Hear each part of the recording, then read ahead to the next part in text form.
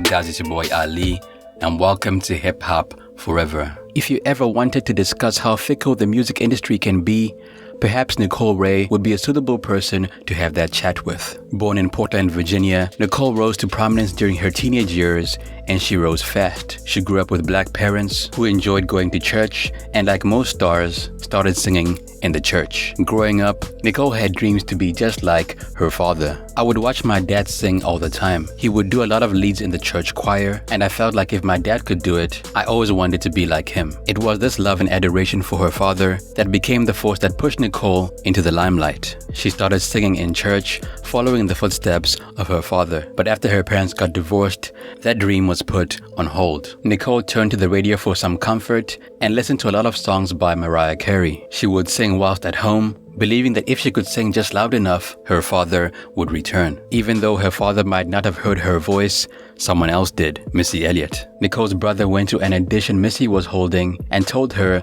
of his sister's talent. Eventually, Missy came knocking on the doors of Nicole's house and conducted an audition for the 17-year-old on the spot. Even though she was unprepared, Nicole's voice wowed Missy, and she was so completely blown away by her musical prowess that she signed Nicole that same night. However, there were still some rough moments. The pastor at Nicole's church made attempts to dissuade Nicole from pursuing her R&B career, even going on to make statements like, "They are serving the devil." Even though Nicole wasn't discouraged by these statements, she says, "It kind of left some type of void. My whole career, it left some void there." At a later point in her career, Nicole found herself wondering if her pastor's words were true and if God was trying to tell her something because of the tough situation that she was going through. While she was still in school, Nicole dropped a song called Make It Hot.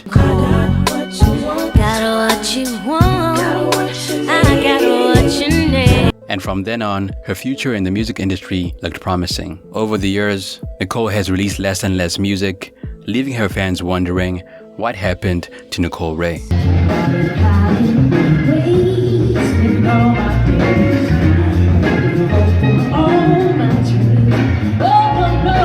In the late 90s, Nicole released her first album titled Make It Hot. The album contains songs such as Eyes Better Not Wonder, No Way, Not Me, I'm Not Having That There, I Can't See,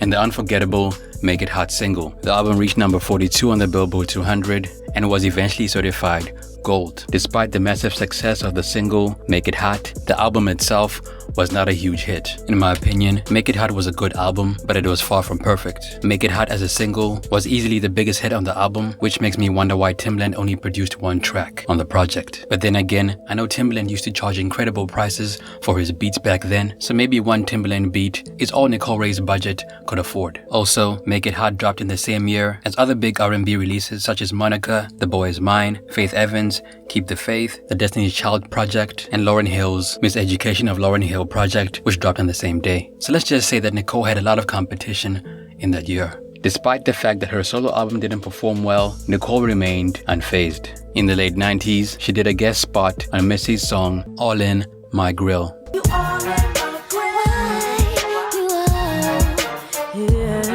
However, Nicole wanted more. Having had a taste of success, she decided to work on her second album titled Electric Blue. For the first time, she took her career into her hands and began writing songs for her second album. Eventually, she released a single titled I'm Looking.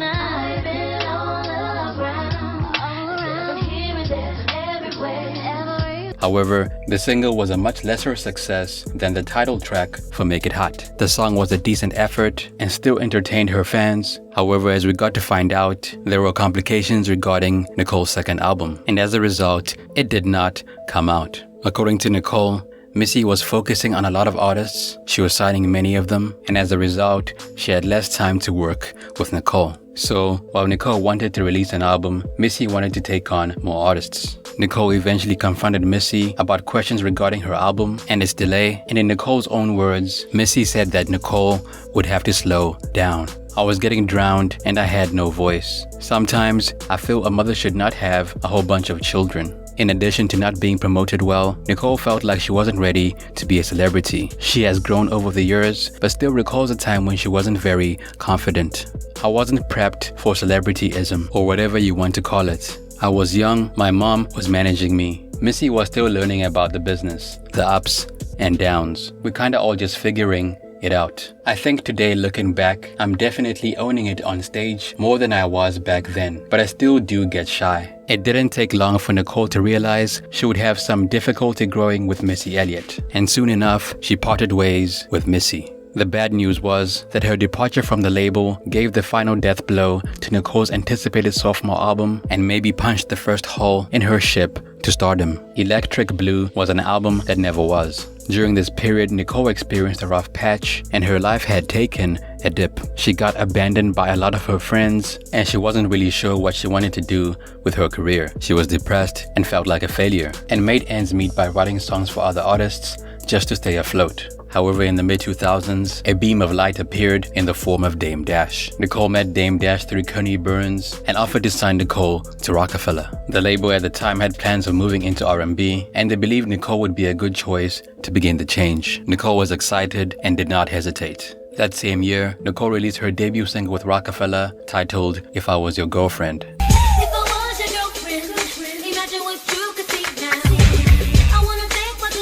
It turned out to be a decent single. Feeling encouraged once again, the R&B star decided to focus her energy on dropping the album she couldn't release through Missy. And once again, it was not to be. About a year after Nicole's signing, Jay-Z and Dame Dash fell out because they failed to agree on several decisions regarding the running of the label. Now, I spoke about this more in depth in my What Happened to Cameron video, so if you want to know more about the Jay-Z and Dame Dash story, look out for that. In an interview, Nicole Wray admitted that she was shocked by the news of their dissolution, as she had no prior inkling concerning the issues within the label. And then I went back home. I went on the internet and I saw Rockefeller Records is done. Jay-Z is going this way and Damon Dash. I was like, what? Nobody told me nothing. Just as the label fell through, so did Nicole's hopes of releasing a second album. Once again, Nicole was kicked out of the spotlight. Coupled with problems from her family and her father's drug addiction, Nicole was blasted with pain on every side. This time she took a break, a very long one. Nevertheless, she stuck with Dame Dash, and when he formed Dame Dash Music Group, she followed. Resilient, she continued to release a couple of tunes and mixtapes. After that, she made a decision to revamp her sophomore album and release the single, I Like It. Again, the single was a great track, however, it wasn't a massive success. For the next couple of years, Nicole was constantly on and off the music scene. She appeared on songs with Jim Jones and Kid Cudi, and in 2009, her voice was featured in the Black Keys Black Rock project. Black Rock was a studio album that was overseen by Damon Dash.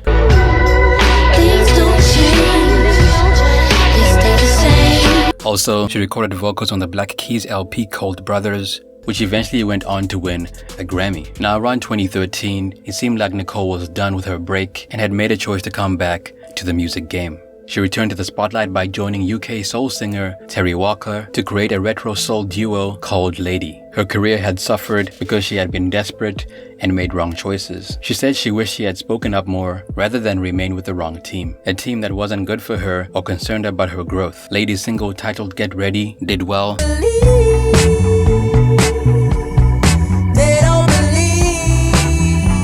and is what was needed to push Nicole into the spotlight once again.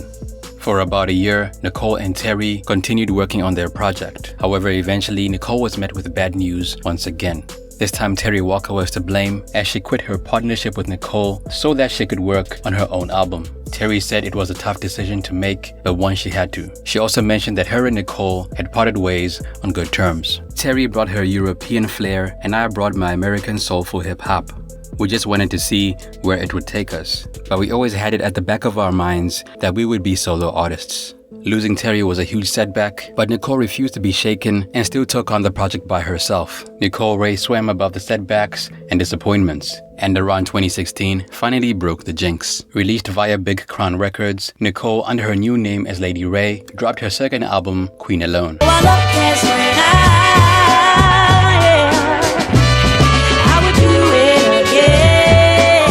The album was the first musical work she released under her new name, Lady Wray. Though not a massive success like her first album, the album was upbeat and revealed her powerful voice. The album touches on themes such as overcoming life's challenges and triumph. According to Nicole, Queen alone reveals the journey and transformation she had undergone. In her own words, "I was in a happy state of mind while recording this. It's a reflection of my soul. It's who I am today." She seemed to have found her place at Big Crown Records, and for her sake, everyone hoped that this would last. She also revealed that she didn't want to write a lot of sad songs, as the album is full of happy songs about her growth. When asked about her relationship with Missy, Nicole maintained her class, stating that she has no bad feelings towards Missy. The pair aren't as close as they once was, but they do text each other once in a while, proving that there is still love there. We definitely teetered off.